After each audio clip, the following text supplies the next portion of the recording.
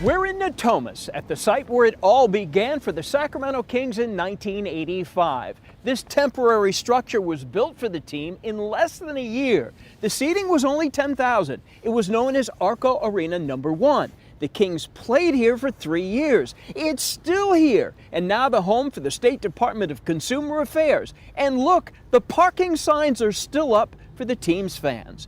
Let's roll the time machine.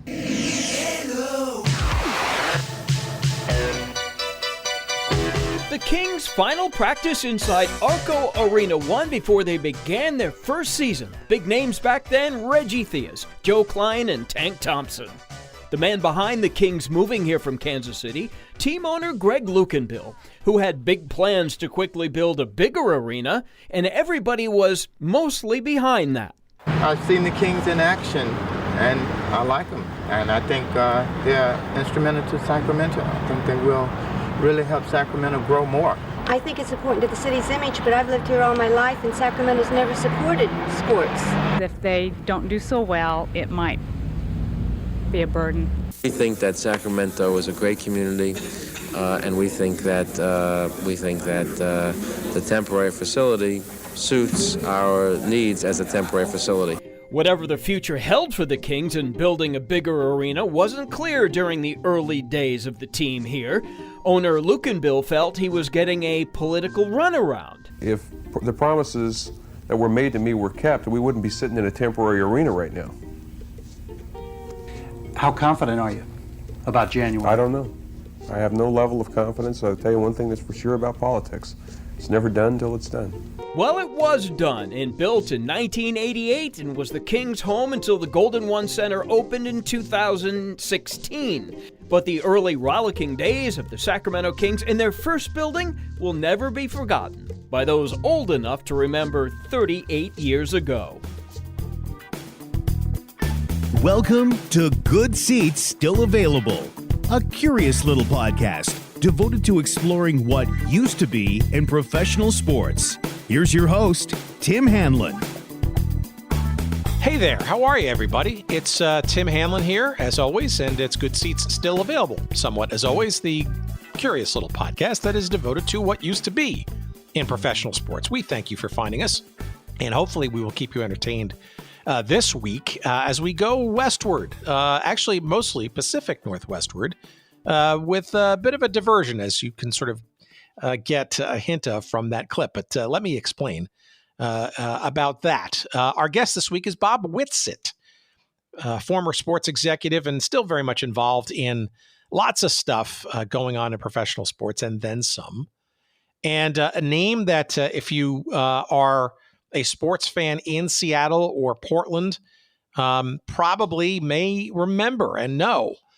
If you know your Seattle Seahawks history, your Portland Trailblazers history, your Paul Allen ownership of both of those franchises history, you will know the name Bob Whitsitt as being a top-level executive in both of those organizations, as well as a predecessor organization, the Seattle SuperSonics, which, of course, fit our category of defunctness strongly and sadly, as we've discussed in previous episodes. But Bob Whitsitt was pretty much the chief architect, although wasn't around in a formal form when the 95-96 Sonics made the NBA Finals after a number of years in the darkness prior.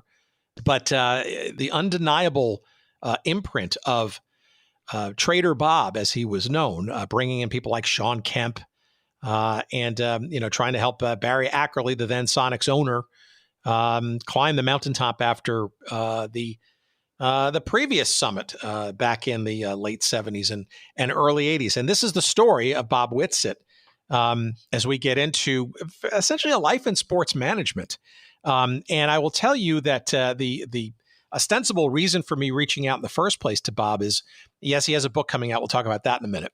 But was his integral role in the early 90s version of the Seattle SuperSonics. But as you will hear in this conversation, I literally discovered along the way that there were probably 2 or 3 other pit stops, shall we say, along that road. And we kind of got into those pretty deeply, which was kind of a wonderful discovery along the way.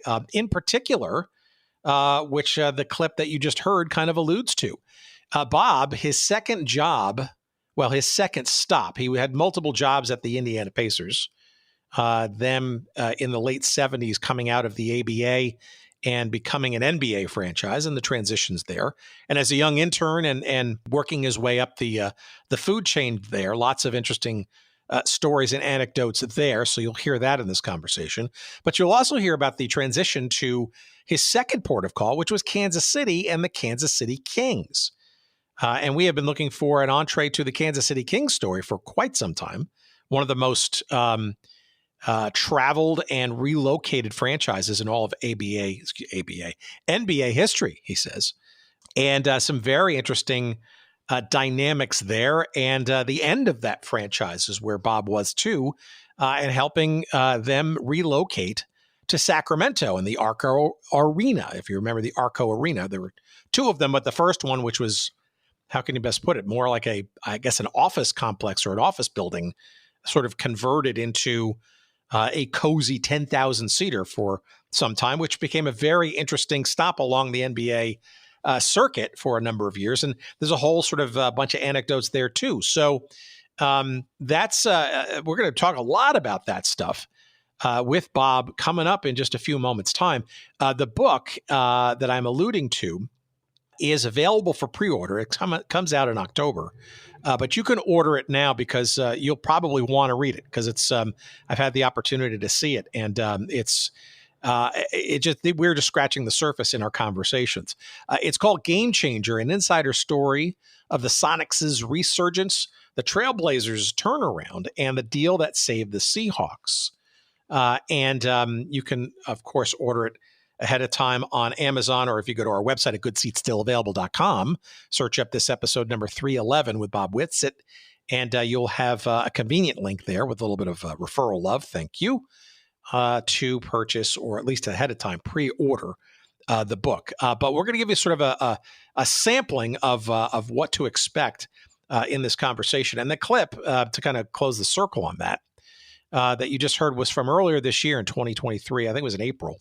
It was a clip from ABC 10, which is KXTV television, a Tegna station in Sacramento, and a little bit of a history of the Sacramento Kings, specifically when they arrived and sort of found their way into what then became the Arco Arena, the first version thereof. And as you'll hear in our conversation with Bob in a few minutes, the naming of that was a pretty novel proposition because it had not been done before in the NBA. That is the naming rights for a facility.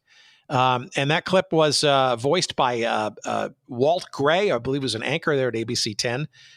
And for you Sacramento Kings fans who were there at the beginning, you will remember probably with fondness, the arrival, the NBA discovering Sacramento and bringing the Kings along for the ride. Bob was there too, and he's going to take us on that ride in this conversation, which is coming up right now. So buckle up, have a seat, maybe a cool beverage, and here is our conversation that we had with Bob Whitsitt about 7 or 8 days ago. Please, as always, enjoy.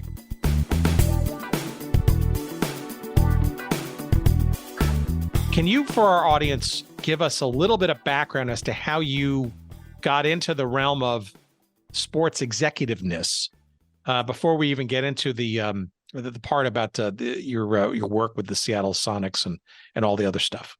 It's really kind of a boring part of the story, to be honest with you. I've always loved sports. Since the time I was a little kid, I was always outside playing sports. Whatever sport was in season, I would play it. I played every sport in junior high. I played football, basketball, and baseball in high school. Then I went to college and I lettered in 3 sports: football, basketball, and baseball.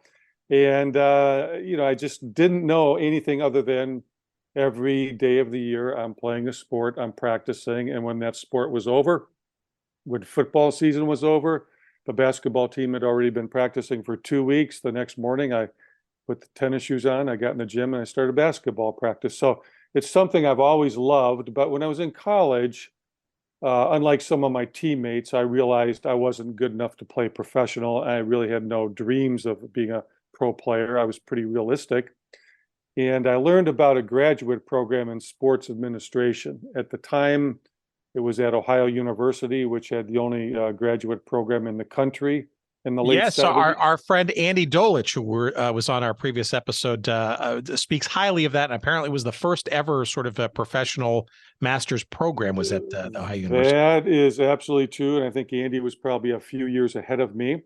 So I actually ended up, to cut to the story a little bit, I ended up applying both at Ohio University and also Ohio State. And Ohio State was in the first year of their graduate program.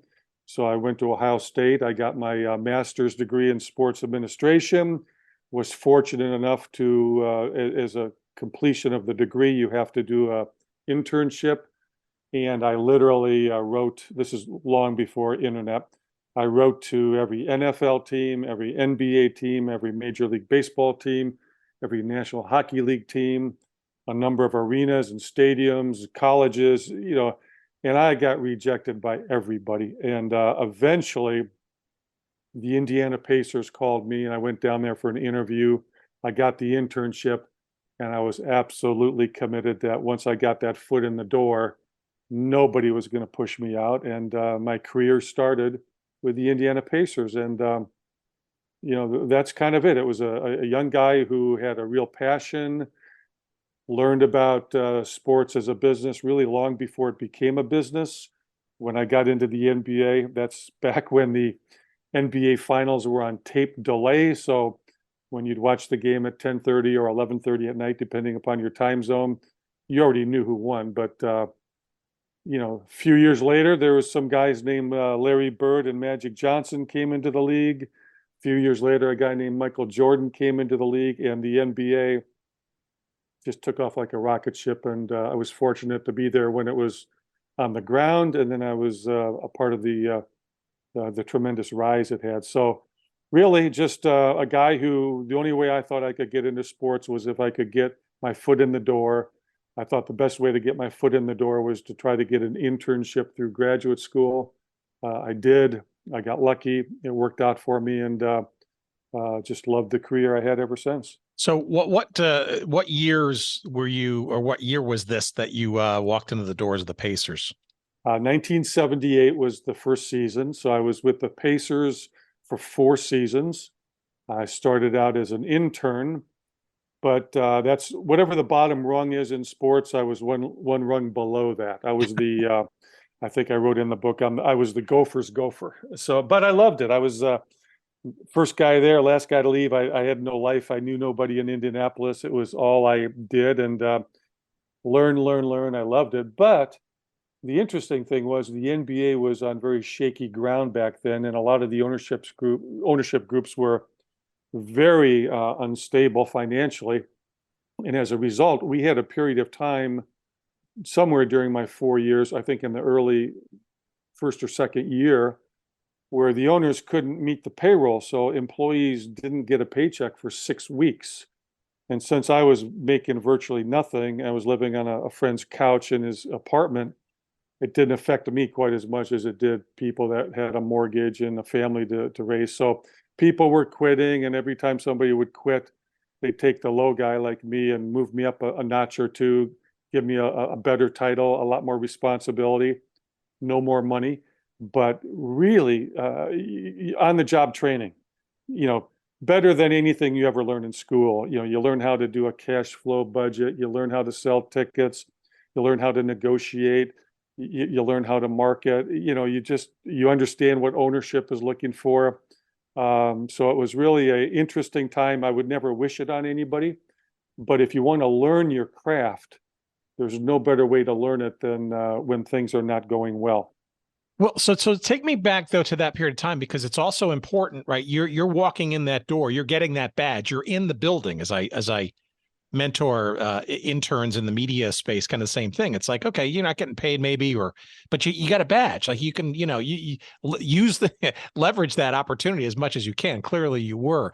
But 1978, right? This is not even 2 years removed from the absorption, I think it's the only word you can really use, of whatever teams that were negotiated to migrate from the ABA into the NBA, Indiana being one of them.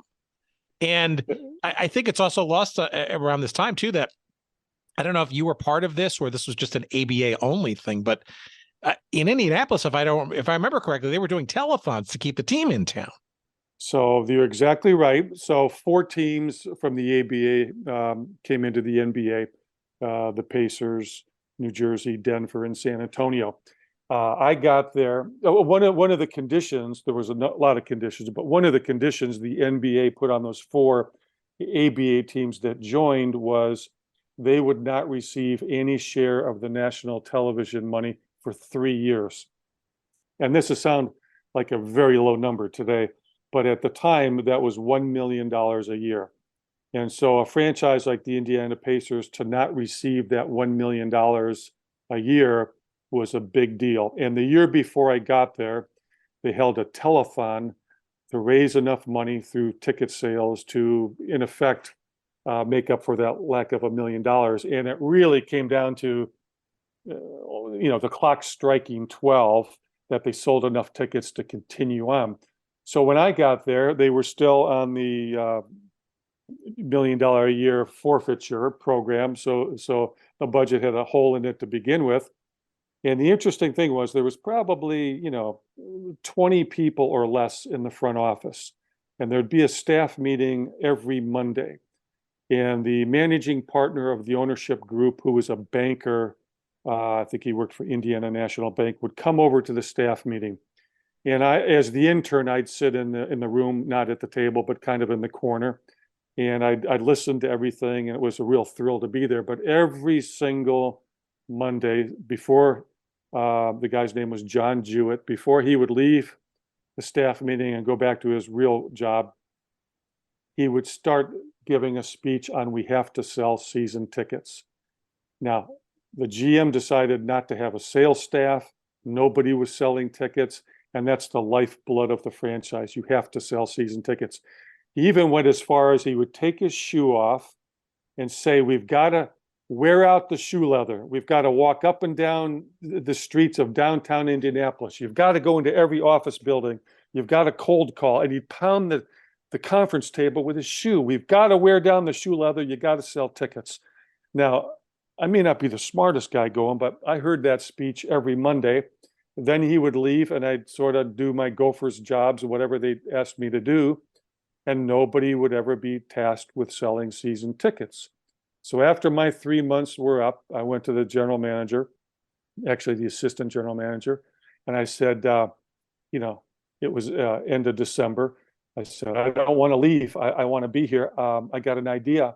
How about if I try to sell season tickets? You don't pay me anything, but you pay me whatever you think a fair commission would be. And that way, when Mr. Jewett comes to the meeting on Monday, you could say, you've got somebody actually out selling season tickets, going up and down to those office buildings. And she said, let me think about it. And a few days later, she came back and said, I thought about it. And we're going to let you do that. And I forgot what the commission was, 5% or 10% or something on the tickets. And I had no idea how to sell a ticket. I wasn't trained. As soon as somebody would say, no, they're not interested, these were mostly telephone calls, I'd hang up. But over time, you kind of learn how to sell because you don't get a paycheck if you don't sell. And then after you sell a few tickets, you gain a little confidence, and then you start calling other teams who actually had sales departments, and they would give you some sales materials and you'd learn. But that's really what got me in the door full time. I guess it was some initiative, but it wasn't the initiative as much as it was I knew how hard it was for me to even get the internship and how many rejections I had. I just had to find a way to stay on board, and I did. And then, one thing led to another, and I started working my way up the ladder, and good things followed from there. Well, we'll get to that in a second, but why the aversion corporately, organizationally, to just selling season tickets? You'd think that would be, I don't know, kind of a vital function. Tim, it's so logical. It makes so much sense. But that was my first experience of anything can happen in the NBA. Or if you said you won't believe the story I'm going to tell you now, and it involves the NBA. The first thing I would say is, of course I'm going to believe it. There's been so many amazing things, so many illogical things, so many logical things, so many, just when you think you've seen it all, something else comes along. But it made no sense, because if you don't, the year before they were having a telethon to sell tickets to keep the franchise afloat. You would have thought the first thing they would have done was hire as many salespeople as they could on commission-only basis, and maybe promise the leading salesperson a job at the end and go from there. But that's obviously not the case today. Today, the NBA is very sophisticated, and over the years, we all had sales departments that were the largest department in the company. We had sponsorship sales departments. We had service departments. I mean, I think once David Stern really got a hold of it, and he formed an NBA marketing department, a team services department, the NBA figured it out pretty quick, and they pretty much insisted that teams have a sales staff. But I think people get into sports not because they want to be salespeople. They generally want to get into sports because they like the product on the court or on the field, or they like to market, or they like some other aspect of it, but they don't like the grinding day-to-day business of asking people to buy tickets. And I tell people all the time, the best way to get your foot in the door is to come in, sell the product that the company is selling, bring in a lot of revenue, and if you're good at it, they'll find a place for you somewhere else in the company. So, there's not a business known to mankind that doesn't put a real emphasis on revenue, and sports are no different. Describe a little bit about your ascent there. And you said 4 years or so. Two questions. One, how do you make your next move? And maybe simultaneously, what's happening with the NBA in your mind? How cognizant are you of its, close to, I wouldn't say near death, but I mean, it's shakiness versus it's perhaps now starting to get a little bit more solid? Well, there's no question that when I started, NCAA basketball was more popular than the NBA. Bigger television ratings, bigger audiences, bigger fan support, all those things. And honestly, I think the shift started literally 1979 after the NCAA final between Michigan State and Indiana State, the Magic versus Bird finals, which was a giant rating. Yeah, and the last year, of course, NBC was using the "This Is It" song by Kenny Loggins. It might have been CBS, but I don't know whichever network had it. Yeah, I agree with it. And then those two guys come in as rookies, and they happen to go into arguably the two best markets, the two winningest franchises, the Lakers and the Celtics. And then they spend the next decade pretty much playing each other in the finals. So from a marketing perspective, you had the two most popular players in college coming into the NBA, both becoming stars on great teams with great tradition, and television started to grow. And Dr. J and a few of these other guys were kind of winding down, but this was the next real deal. And then it was about 4 years, I think 4 years later, Michael Jordan came in after winning the championship in North Carolina. And so Michael obviously took stardom to another level. So you just had the NBA star system just started to really grow, really blossom. Corporate partners like Nike teaming up with Michael Jordan and promoting Michael off the court, through their media sources and through the apparel and through the shoes. So now these star players were getting commercials and becoming brands of their own, and people are starting to recognize them, and the popularity is just starting to soar. As I said earlier, the NBA put a NBA marketing department together.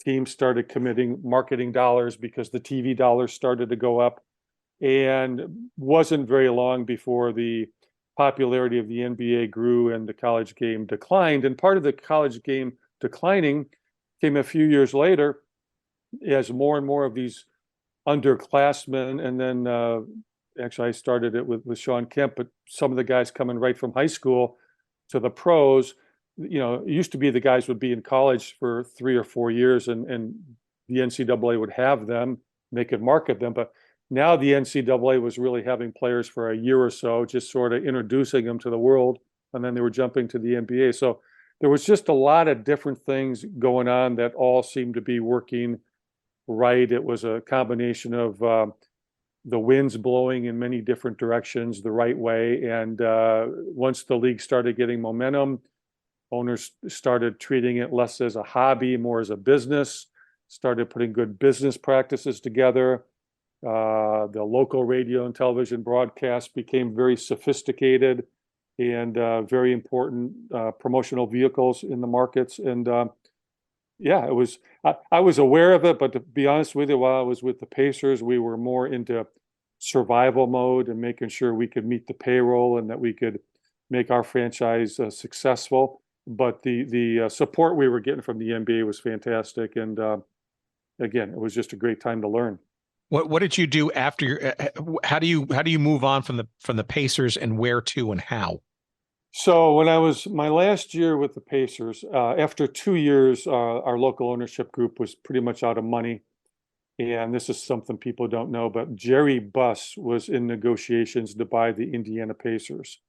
And he actually had a non-binding letter of intent signed, and he was in the due diligence period. And Buss and his people came in, they interviewed all of us. Jerry's going to take over. He's an LA guy. He's going to build a championship. And during that period, that's when Jack Kent Cooke decided to sell the Lakers and the Forum. Buss immediately said, I want that. I don't want the Pacers. And he got a friend of his, a guy named Sam Nassy, Los Angeles businessman, to take his spot in the Pacer acquisition. And Sam bought the team.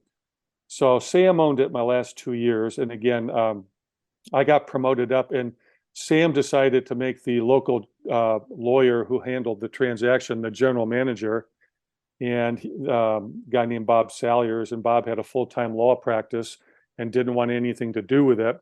So Bob made me the assistant general manager and let me do everything. But I was only 24 years old, so it was a little much to sort of stamp a general manager title on me.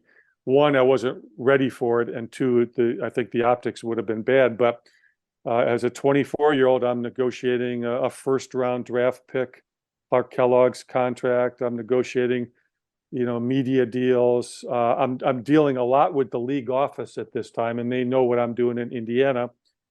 And the vice president of operations for the NBA was a fellow named Joe Axelson, who got hired out of the league office to go run the Kansas City Kings as president and general manager.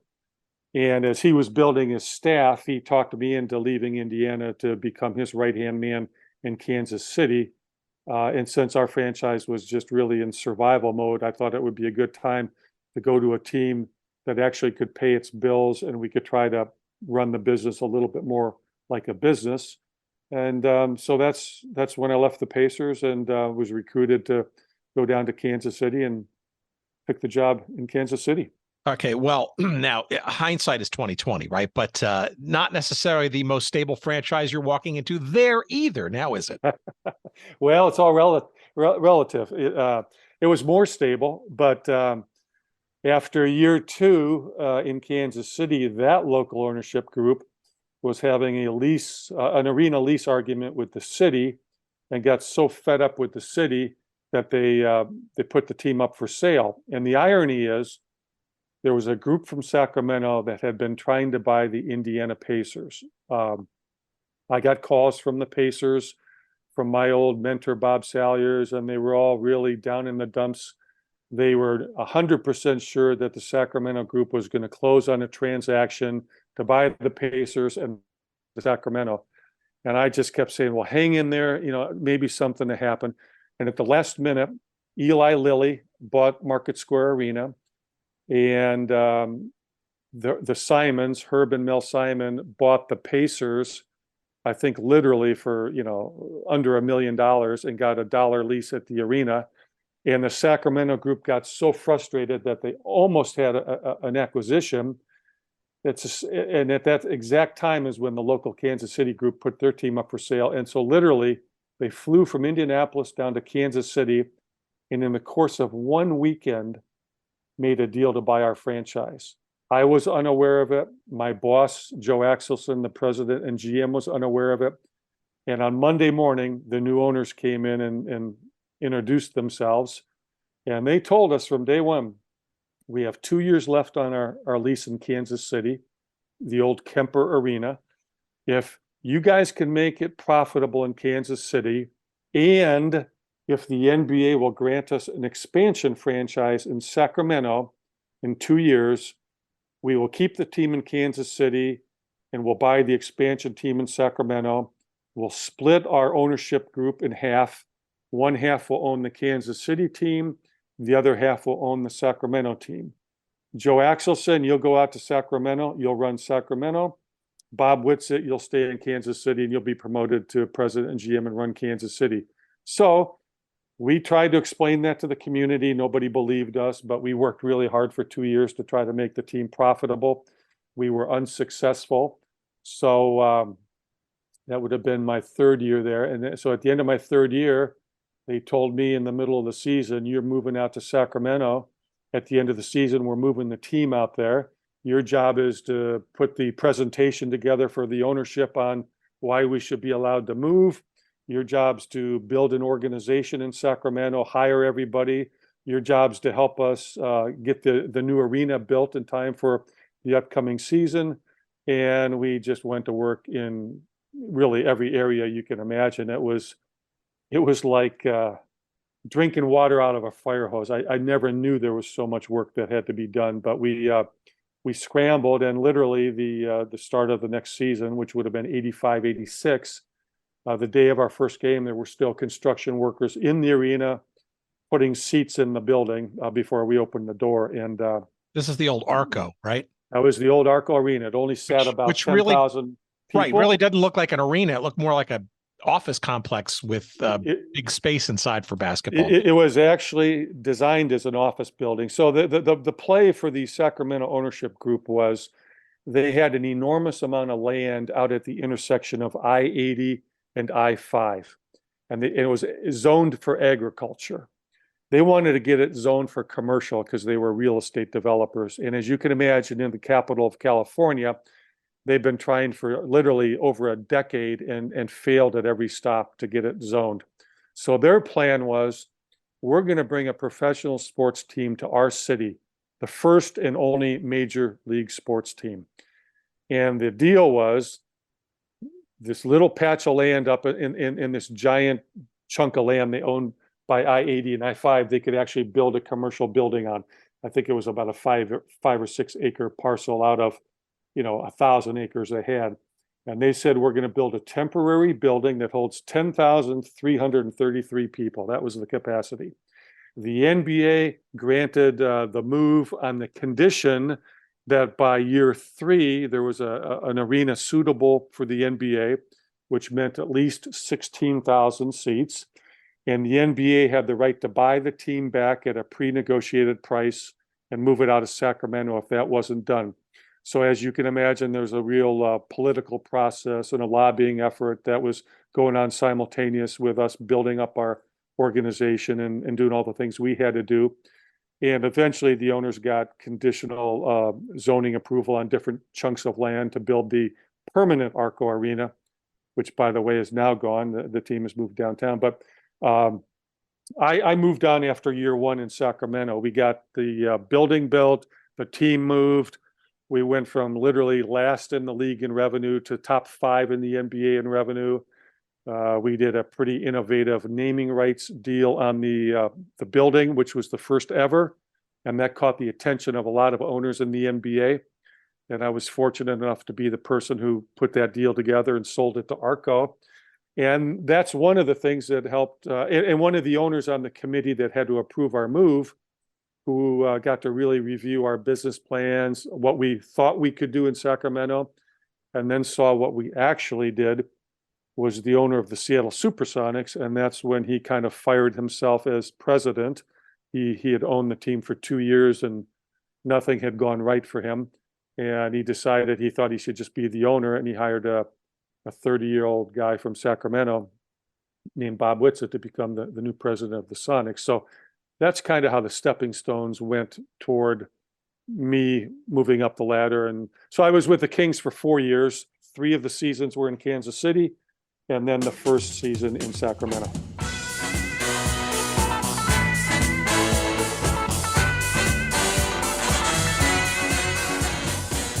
All right, what's this? 417 helmets. My goodness. Well, you've heard me talk about 417helmets.com, collectible helmets and more on this very show fairly often. Our pal Judd Lesher down in southwest Missouri, I think in the Springfield, Missouri area, if I'm not mistaken. What is it? 417helmets.com. Well, first, if you dig all of our great football stories and episodes of the past, and you'd like to commemorate some of them in mini helmet form, really cool, sort of literal, high quality, professionally, made materials, but in a mini format that you could put on your desk or put on your in your bookshelf or whatever it is, and just about every league that's ever existed, save from the NFL. We're talking XFL, old versions of the WFL. Remember the World Football League? How about various teams, both current and past, in the Canadian Football League? But also NCAA teams of yore and NAIA college football teams of yore. All of them and many, many, many more available for you at 417helmets.com. But that's not it. That's not it, friends. There's plenty more to be had. How about mini baseball helmets? Yeah, a whole bunch in the Negro Leagues, and yes, officially licensed by the Negro League Hall of Fame. You can get a bunch, and they're making more all the time. And by the way, custom helmets can be made too, both of the baseball and the football variety. You got your business, maybe a promotional thing you want to do for your company, perhaps your organization, you want to raise some funds, all that kind of stuff. Great custom approaches to both mini football and mini baseball helmets can be made at your command for you to enjoy and to sell or resell or give away. All of that and more. That's the more part at 417helmets.com. It's collectible helmets and more. And we've got a promo code for you, too, for whatever you purchase. All of them, all of your purchases, 10% off all of those when you use the promo code GOODSEATS. Again, promo code GOODSEATS for 10% off all of your purchases at 417helmets.com. Thanks, Judd, and thank you all for listening and trying them out. And now back to our conversation.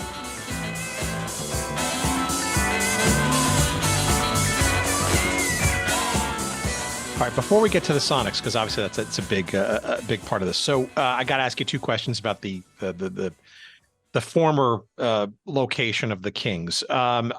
2 questions in particular. One, how much did you know about Joe Axelson? Because this is a guy at the time, right, who had been with the Kings organization for some time and had been, I don't know, maybe the villain in Cincinnati and the villain in Omaha and maybe now the villain in Kansas City at the end of the day when he goes to Sacramento. I don't think he was making many friends with this franchise, the various One, is that true? And number 2, how much of that did you know about or did you care about?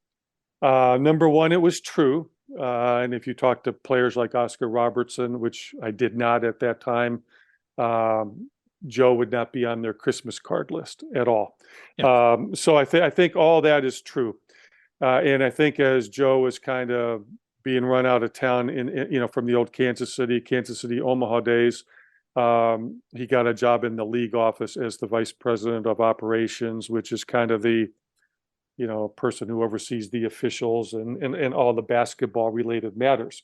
So I knew that. And Joe was the person that general managers deal with from the team level on, player fines, protest, complaining about the referees, the basket standards, whatever all the issues were. Okay.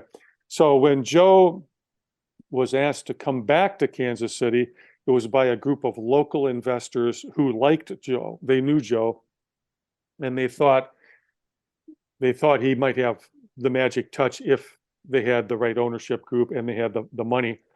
And according to Joe, they flew to New York. and said, Joe, what do you want? Joe said, I want a 5-year deal, and just wrote down everything he could imagine that he wanted in a contract, and they agreed to it. Signed him. He flew to Kansas City, and then he decided, geez, I got to build a staff. And I came highly recommended. Plus, he knew me from my Pacer days. Although I knew as a young guy going up the ladder, I'm never going to get invited to a perfect situation. If I get promoted, and when I get promoted, I'm the guy that's always going to show up at the train wreck, and I have to put it back together. Nobody's going to say, here's the best team in basketball. We're the defending champs. We have salary cap room, and we'd like to let you run the show. That's just not how it works. So Joe was a good guy. I like Joe. He wasn't really much of a worker bee at that point in time. So he pretty much told me, this is my retirement package.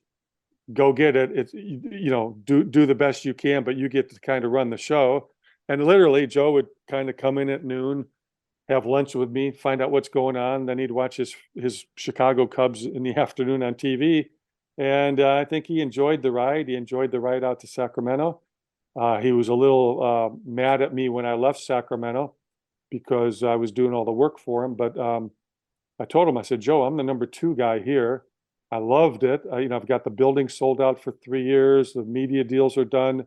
But this is a chance for me to be the number 1 guy. And the owner was very gracious. He let me out of my contract in Sacramento. But to answer your question, it didn't faze me at all because, look, there's a lot of characters in this business. We all have perceptions about us that are sometimes true, sometimes not true. And in my case, I was just looking for opportunity. And, I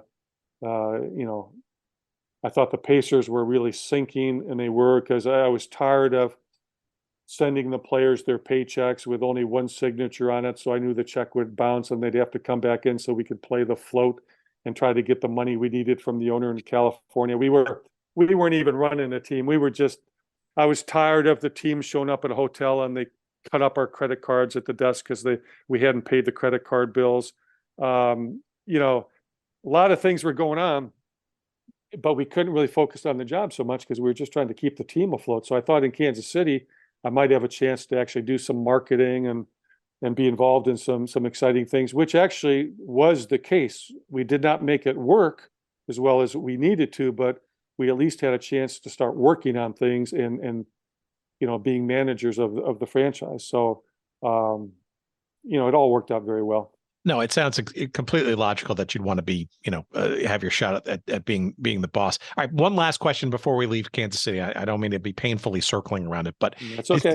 This does intrigue me because the Kings were also playing that relatively new Kemper Arena against in the market something that was I don't think anybody saw coming, and that was the Major Indoor Soccer League with the Comets and these Lewicki brothers. How much of they were pretty competitive against you guys in the local market, to a point maybe where maybe like St. Louis as well, they were kind of like the thing on more than a few occasions. No, that's absolutely true. And I know the Lewickis, and I've known them since those days. And actually, Todd and I worked together out here in Seattle, first at the Seahawks, and now I've been working with him and his crew on the new arena and the launch of the Kraken. But there were 4 Lewicki brothers, and they really hustled and did a fantastic job of introducing indoor soccer into the Kansas City community. Obviously, the ticket price was much, much, much, much lower than an NBA ticket price, and they could give tickets away and do a lot of cool things. But they had a very young, exciting, fun event in the building. And I honestly think that this was one of Joe's big mistakes.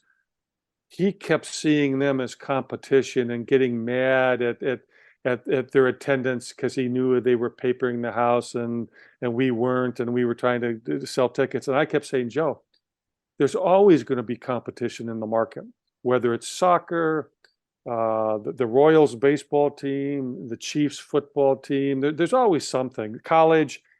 This business is pretty simple. You have to do your job well. And if you do your job well, you'll get the support you need and we'll be fine. But you're not going to succeed by trying to make them fail.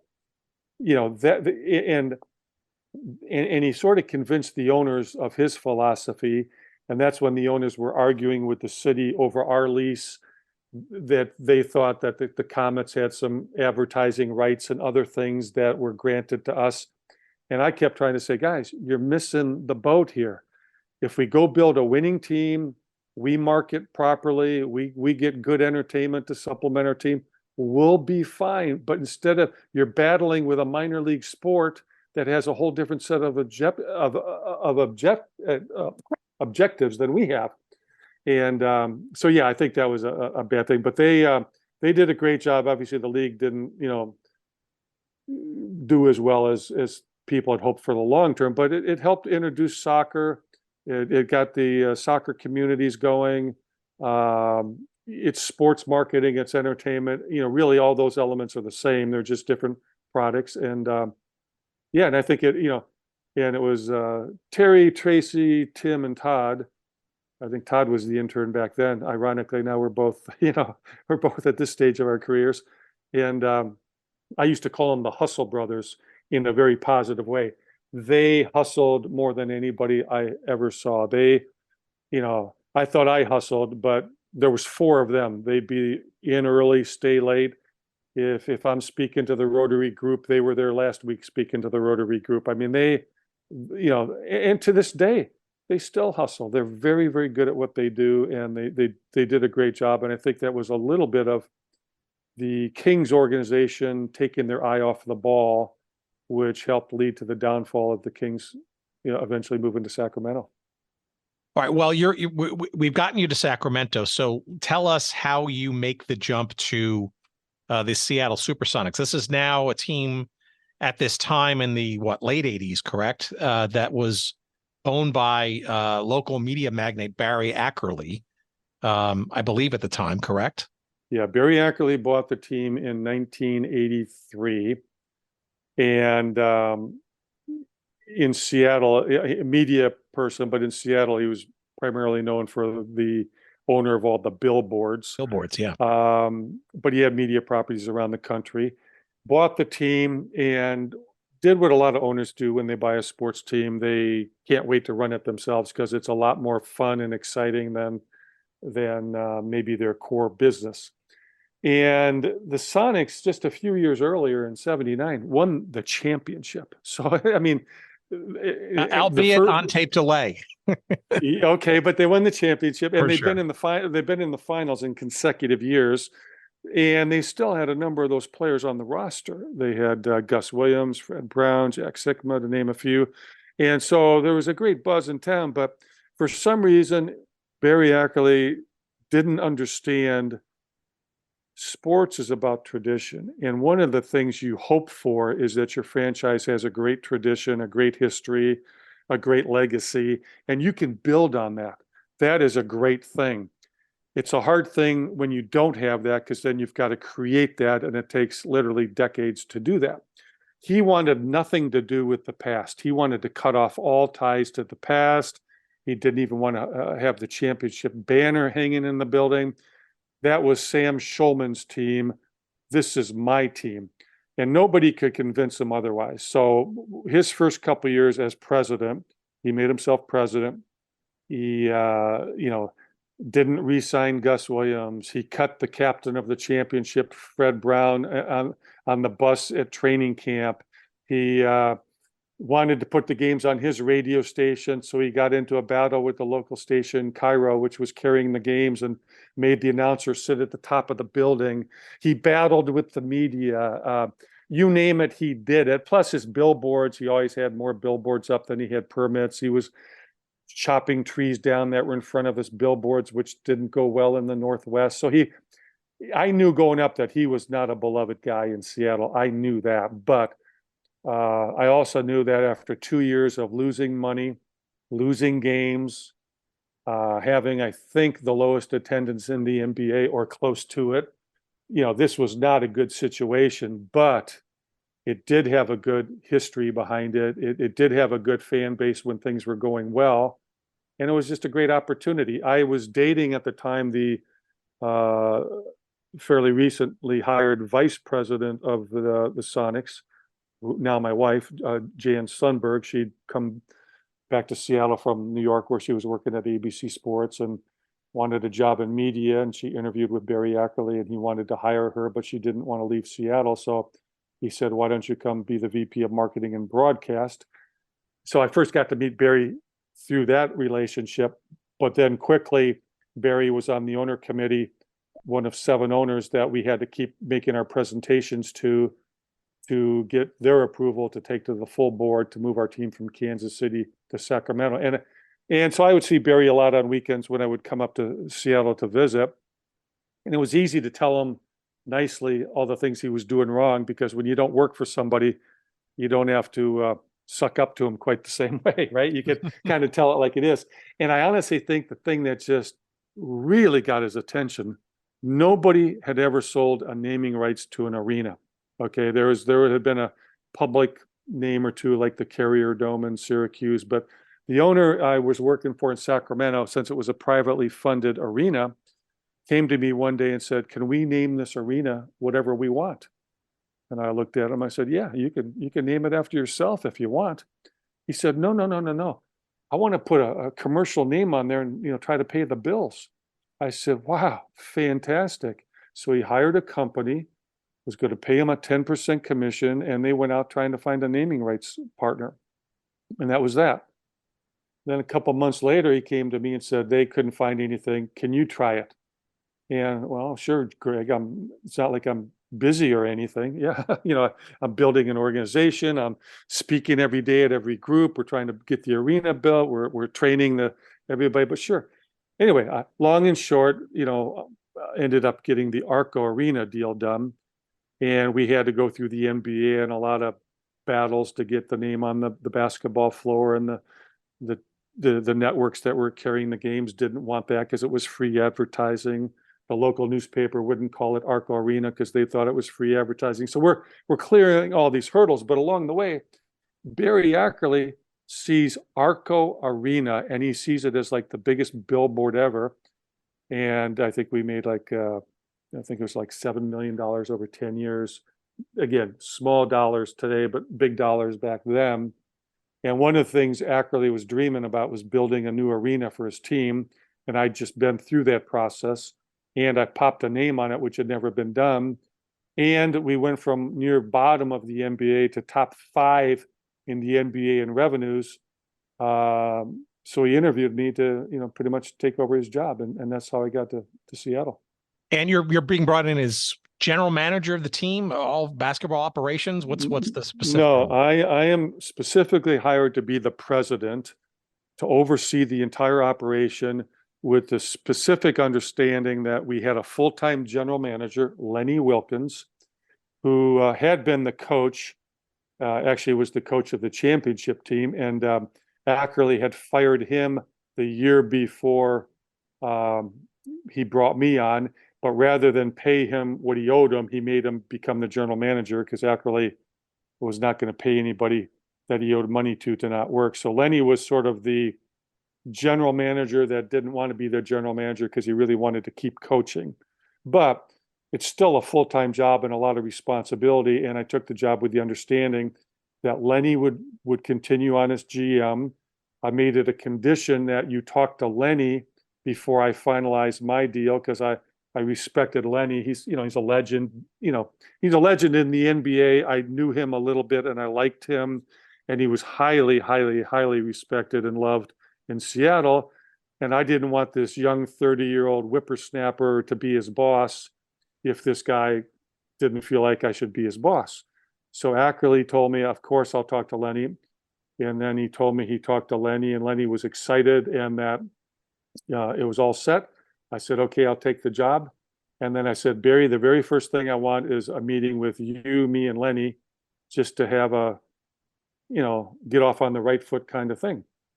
And again, these stories are in the book, but they're interesting. So the first day on the job, it's a Saturday. I'm supposed to meet Lenny and Barry at the Sonics office, and obviously nobody will be there.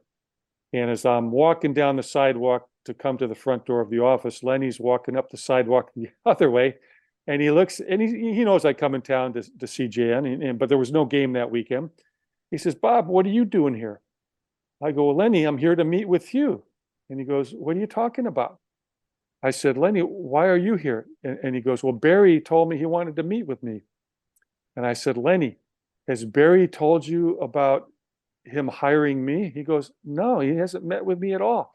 So Lenny and I are in the elevator going up to the office. And as soon as we get off the elevator, Barry looks at the two of us. He goes, well, you two know each other. Why don't you guys have a good meeting? And Bob, call me later. He got in the elevator and left. And the good news is Lenny was very gracious. He made it clear that he didn't want to be a general manager, but if he remained GM in Seattle, he definitely would be happy with me as his boss, because any buffer he could have between himself and Barry was welcomed. And then I said, Lenny, let me ask you a question. Do you want to be the GM or do you want to coach? He goes, I really want to coach. I said, okay, let me make some calls. And Cleveland was looking for a coach, so I called Wayne Embry and I told him, the situation. He said, are you kidding me? Are you telling me Lenny could be available to coach? And I said, I'm telling you, if you want to hire him as coach and Lenny wants your job, I'll let him out of his contract. And so we did that. And then Ackerley didn't want to let him out of his contract, but I kind of rammed that down Barry's throat. And we let Lenny out, and he continued his coaching career, which I think got him in the Hall of Fame for probably the second time or so. I mean, he's in as a player. I think he's certainly in as a coach also. But so then I go to Barry Ackerley and I say, okay, I need to hire a general manager. And I was pretty excited because I had some guys I thought could do a good job. And he said, no. You're the general manager. I said, Barry, I'm the president. And these are two different jobs and they're both full-time jobs. He goes, you're the president and the general manager. And obviously there was no more money involved or anything like that. But that's kind of how so from day one, literally, except for maybe the first week on the job, I was the president and general manager for my entire time in Seattle. Well, you certainly, regardless of what the title was, you certainly made a splash fairly early on. And I guess I can't sort of let this conversation drift much further without sort of what I think was kind of the shot across the bow, so to speak. Do you want to talk about the arrival and the finding and the drafting of Sean Kemp? Because I think that was a breakthrough situation, not only for the franchise, but for the league too. That was a great draft for us.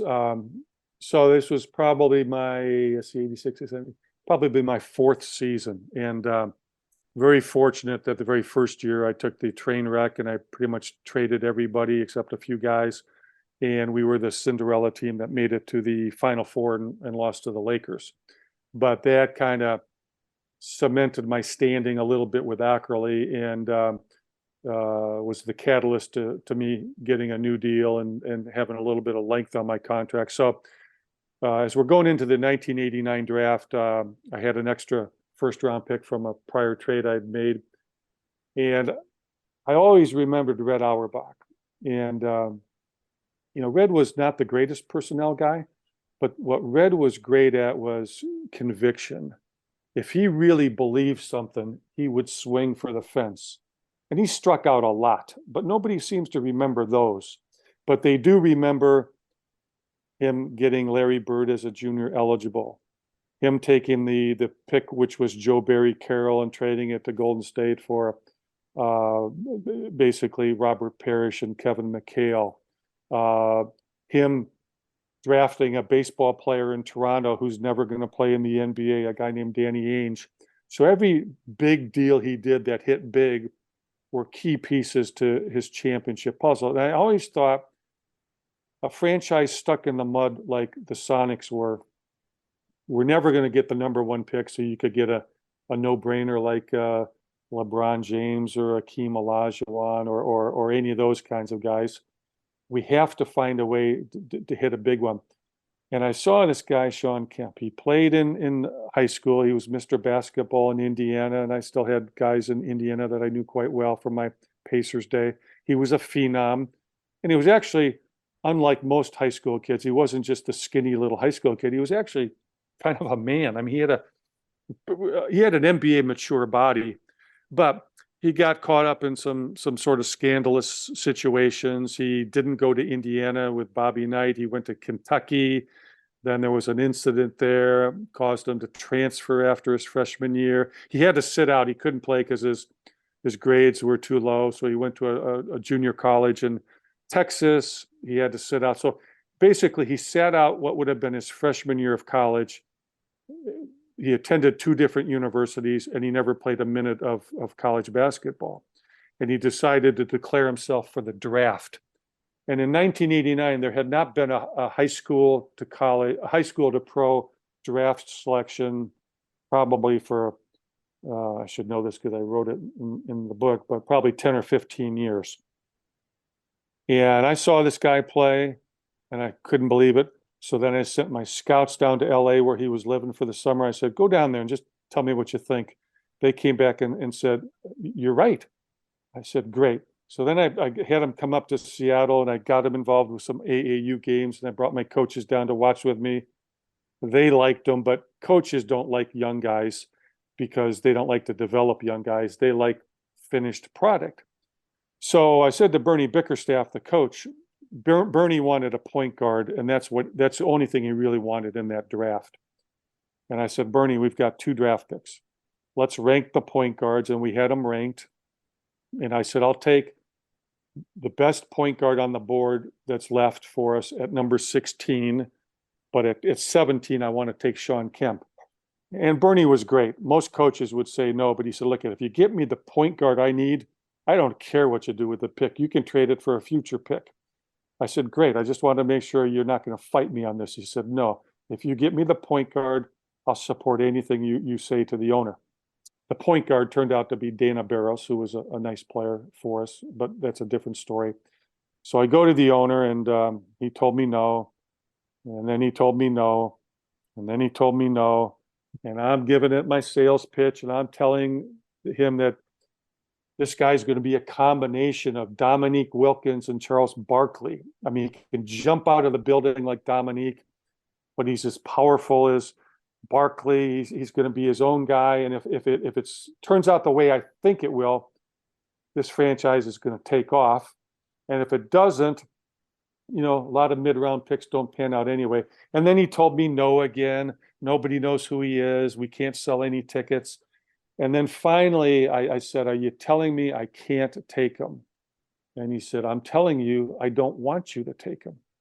And I said, I understand that, but are you telling me I can't take him? I'm telling you, I don't want you to take him. And if it doesn't pan out, you know what's going to happen.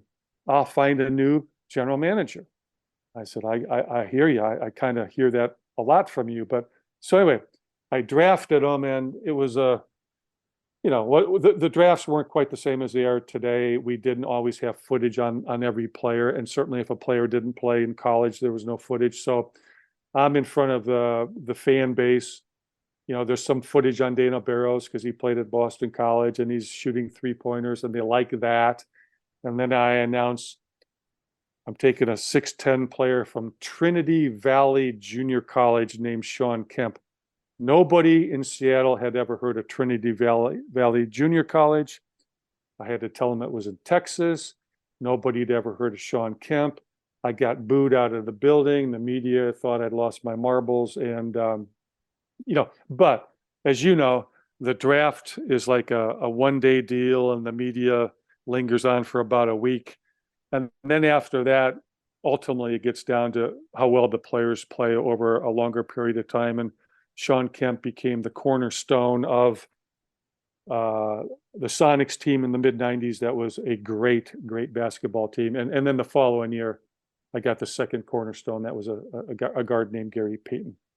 Yeah, and 2 names that are synonymous, right? I think with the golden era of, well, there was obviously a first golden era with the championship team prior, but I would argue as soon as later on when the Sonics went through their messy move to Oklahoma City, which is a whole nother conversation, and goodness knows that you have some opinions on that, but the fact that those 2 guys are still revered, I think, even in Seattle, even though they haven't had a team in 15, 20 years. they're iconic, and I'm going to say this the right way and say it respectfully, but that team, let's call it the Peyton Kemp team. Obviously there's a lot of other great players. Sam Perkins, Nate McMillan, Detlef Schrempf. You can go down the list, but that actually was the best team in Sonics history from the standpoint of how good it was for so long. The championship team is the best because they won the championship, but they were really a great team for 2 seasons. They made it to the finals, and then the following year they won it. So they only had really a 2-year window of greatness, and wonderful that they won the championship. This Sonics team really had, 5, 6, 7 years of, winning mid-50s, low 60s. They, best records in the league, a lot of playoff wins, everything but winning the championship. So when you talk to fans in Seattle today and you talk modern day basketball, they always start with Peyton to Kemp, Kemp to Peyton. And it wasn't just a great basketball team in terms of the records, which were phenomenal. It was an unbelievably exciting brand of basketball. We extended the court full court. We had athletes. We defended. We led the league in steals. People forget about that. Every single night there was an amazing ESPN highlight of Sean Kemp doing a dunk. And I've seen them all. I've seen every one of Sean's dunk, including his high school and practices. And, there wasn't a week that didn't go by where even I'd go, wow, I hadn't seen that one before. I mean, it was just spectacular, entertaining basketball. And when you came into Seattle, if you got out of there with a win, you really, really accomplished something. The fans were great. The buildings were sold out. They were loud. It was, you had Pearl Jam. It was a star-studded event. People came to see those teams because it was the thing to do in Seattle, and it was just really exciting and a lot of fun. I wish I had known you then, because I would have gotten better seats. I actually lived there for about I lived there for 2 years around that time. So so you hopefully I'm not overselling it, but hopefully you agree with what I'm saying. You're also forgetting something from a marketing perspective. Also, the logo, the renovation of the logo and the dark green color, and I think that actually still stands out and holds up today. If it were ever to be a Sonics team once again, I think that sort of logo scheme was built for merchandise and was just elegant, I think, in its modernness. I agree. I think that it was very cool. And when we get a team back, I think the proper way to do it is build on the history and the tradition and the original logo, the revised logo, and then there certainly can be a Sonic 2.0 or whatever you want to call it. But the great thing about teams today, we have our base colors, our base logos, and then, I mean, you can turn on a game and you'll see guys wearing pink uniforms, for a particular cause, which is fantastic. Or you'll see teams whose colors are, let's take the Sonics, green and gold. They might be wearing black uniforms. So there's so much you can do with the marketing today. I think it will be extremely exciting and fun, but you also get to use the time-tested stuff and emblems and colors and logos that the fans identify with. So give them what they want, but then give them next generation. And I think you can put it together in a scheme that really is a big wow for everybody. Okay, I don't want to. I've already taken an hour of your time, and I could easily go into the Trailblazers and the Seahawks and all that kind of stuff, the Paul Allen stuff. I don't want to presume that I've got more time here for this, but excuse me, I do want to. So maybe we could do a part 2 someday, maybe closer to the book, because we can keep, those could be stories in and of themselves.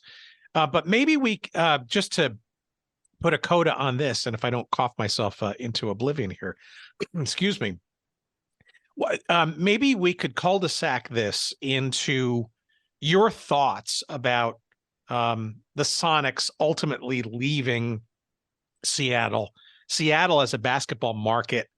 I think by most accounts, if not just about all accounts, the ridiculous and completely unfair and bizarrely situated path they wound up leaving town And you hinted at it, but I'm assuming you feel very strongly that Seattle could once again be an NBA franchise home, especially given what's gone on since that time in pro sports there. I do. Let me back up for a second. When the team left Kansas City and moved to Sacramento, and the 2 years prior, when I was meeting with politicians and business leaders and pleading them to work with us, because if we could make the team profitable, the team would stay there and a new team would show up in Sacramento. And I said something then, and it was purely just shooting from the hip. I had no basis to say this, but I told the mayor and the council in Kansas City, if you lose the Kings, it's going to be 25 years before you even have a chance to get another NBA team. And I don't want to say they laughed at me, but they certainly discarded what I said. Well, it's been a lot longer than that. They've built a public arena, and they've never had even a remote chance of getting a team. I told people when the Sonics left in 2008, we'll start there for a minute. It was devastating. It was gut-wrenching. It was really hurt me on a personal level, a professional level. Our fans really got screwed.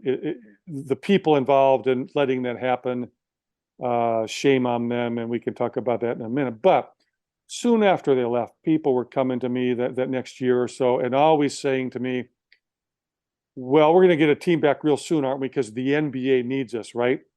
And I said, guys, I was on the NFL's relocation committee for 9 years. And during those 9 years, we did not have a team in Los Angeles.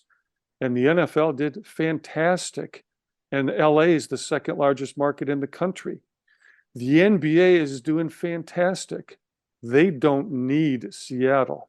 Now, I'm not saying they won't come back, but a friend of mine reminded me a week or two ago, Bob, I'll never forget, when they left, you told me it's going to be 20 years before we get a team back. I go, well, count them up. And so for years, I've been saying, don't even ask me about the conversation because we are not eligible for a team because we don't have an NBA suitable arena. Well, a few years ago, a man named David Bonderman came into town with a company called Oak View, which was headed by Tim Leiweke, back to our Leiwekes. And they bid on redoing the Coliseum or the Key Arena, whatever building you want to call it.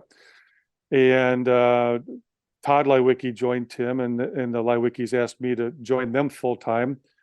I said, I'd love to, guys, but I really can't. I'm in law school right now.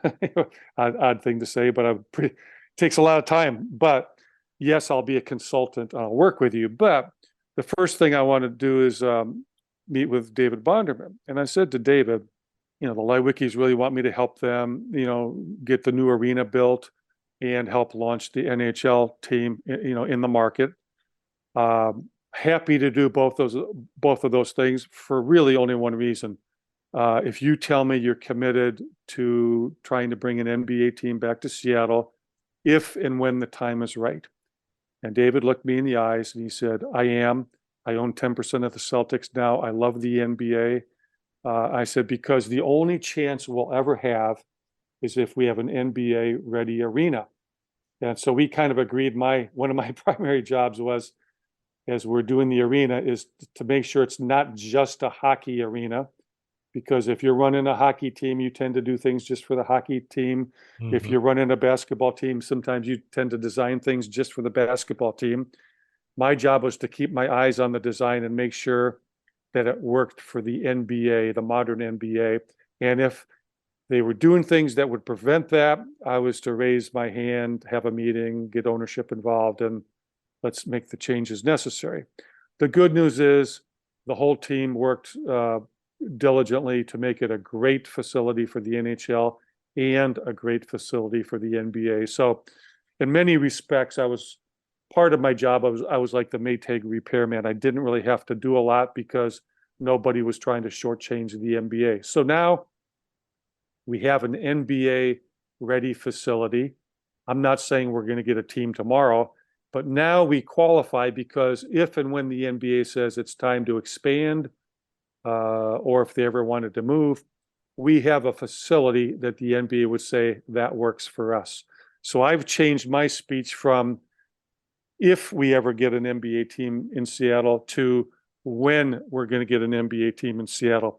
I feel very strongly that in the near future, and that could be 2 years, that could be 5 years. I'm not the NBA, I'm not the commissioner, although I do meet with a lot of those folks on a semi-regular basis because of my day job and other things I'm working on.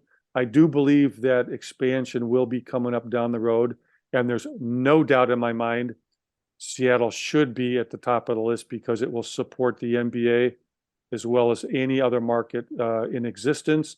And by the way, it supported the NBA extremely well before, which is why the team should have never left town.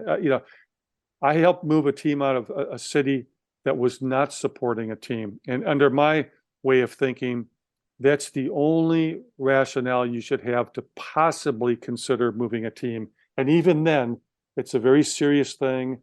You can't take it lightly. And when in doubt, you should not move a team. In Seattle's case, the team had been supported really, really well.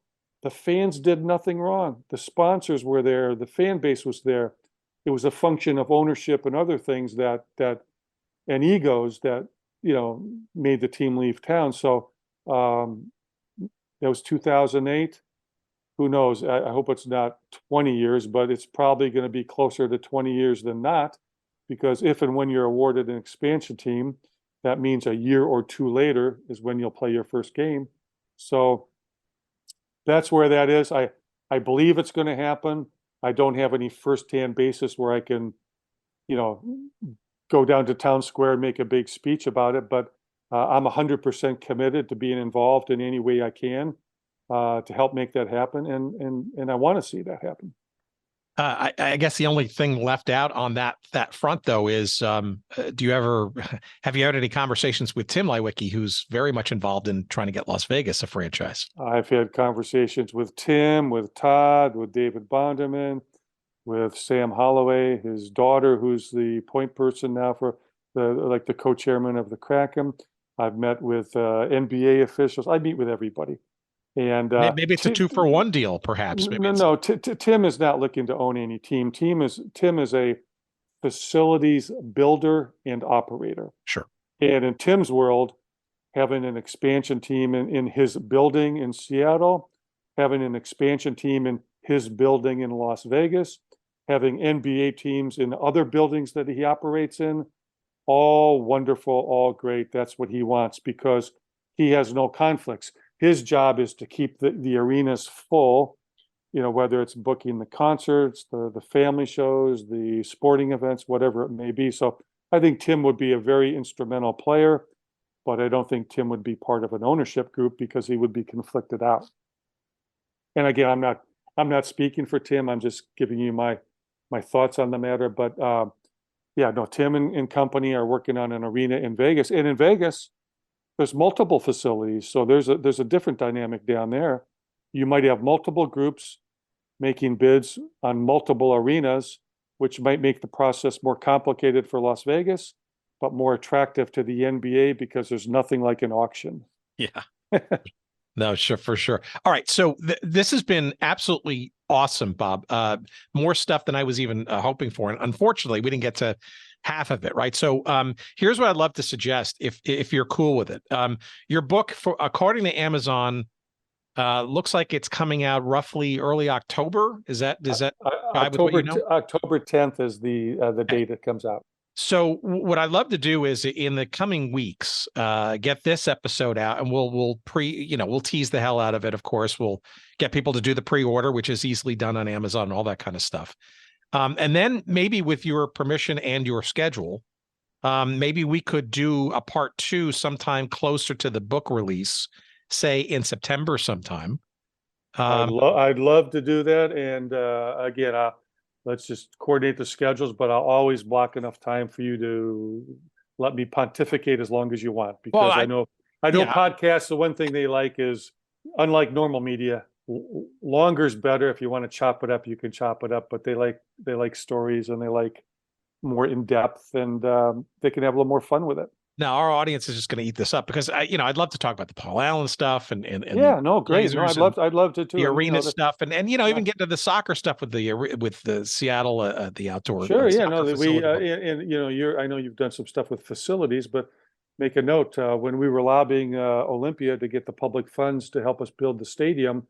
Kind of the secret sauce was us getting the soccer community involved, which helped to get a number of the votes we needed in exchange for us making sure we built a facility that would be a world-class soccer facility. And lo and behold, without that facility, there'd be no Seattle Sounders. So yeah, we upheld our end of the bargain. The soccer team came in. They've been a different story, just another great success story. But so it really was a win-win because the soccer community got their dreams answered too. So the Seahawks stayed, the football fans were happy, the other football fans were happy. And I remember, you actually feel good about that going backwards. I feel good about that. And I do want to get to that in our next conversation because I do remember that. I mean, it was called the Football Soccer Stadium something. And exhibitions, because we also built an exhibitions center for all the home shows and boat shows and car shows that were getting the master stroke placed at the Kingdom. So it was truly one of those I can look back and say, we did everything we said we would do and more. Everybody got what they were hoping to get out of it. Nobody got screwed. I even had some politicians years later call me up who voted against it, saying, you know what? You actually did what you said. If I was going to vote over, I'd vote for it because I never dreamed it would turn out that way. And that's a rare thing when you're trying to get public funds for something. So they're getting 39,000-40,000 a game on average, right? Yeah, they're number one in the league. They're doing a fantastic job. So that's you should get those. You should get Adrian Anauer and his group on someday because I think the Sounders have done a fantastic job, and let them work you through how they did that.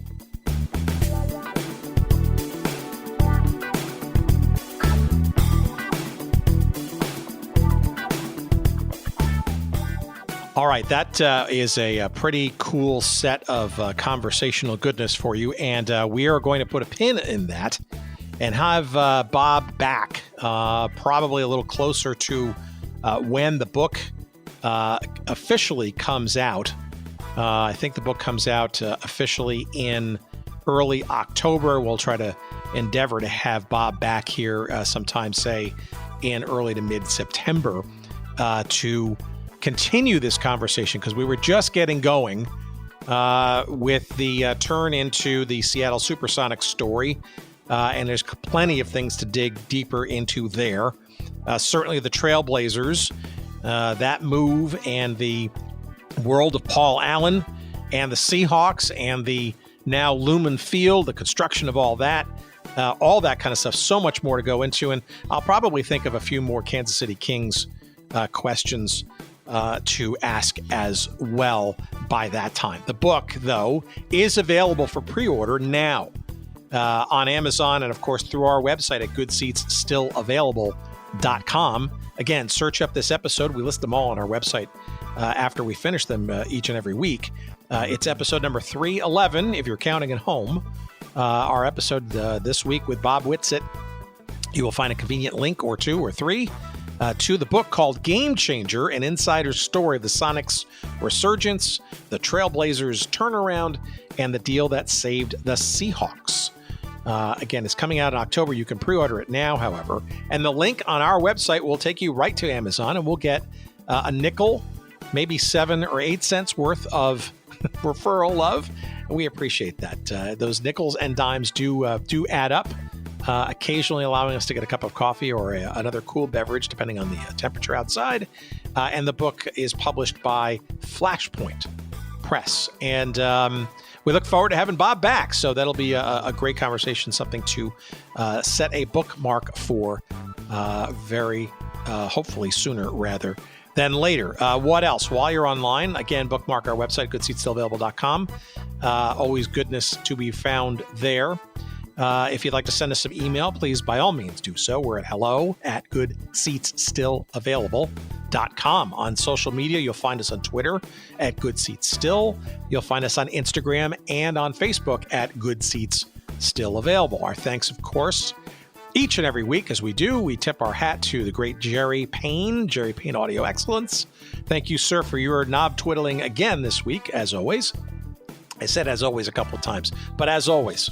And we thank you, as always, for listening and for supporting the show. We appreciate it greatly. Until next week, stay safe, stay smog-free, stay cool, and we'll see you. Bye.